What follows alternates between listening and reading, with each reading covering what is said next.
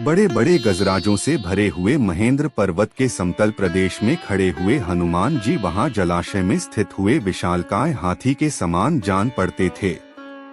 सूर्य, इंद्र, पवन, ब्रह्मा आदि देवों को प्रणाम कर हनुमान जी ने समुद्र लंघन का दृढ़ निश्चय कर लिया और अपने शरीर को असीमित रूप से बढ़ा लिया।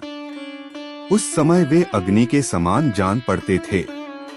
उन्होंने अपने साथी वानरों से कहा, हे मित्रों, जैसे श्री रामचंद्र जी का छोड़ा हुआ बाण वायु वेग से चलता है, वैसे ही तीव्र गति से मैं लंका में जाऊंगा और वहां पहुंचकर सीता जी की खोज करूंगा।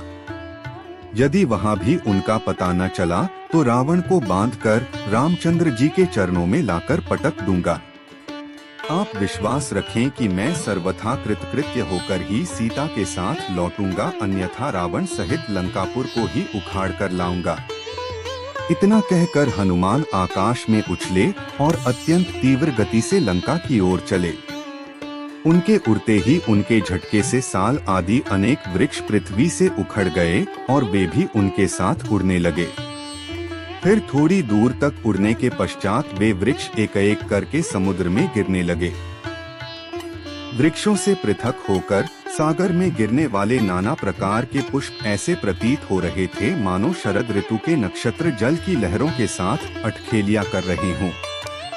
तीव्र गति से उड़ते हुए महाकपि पवनसुत ऐसे प्रतीत हो रहे थे जैसे कि वे महासागर एवं अनंत आकाश का आचमन करते हुए उड़े जा रहे हैं।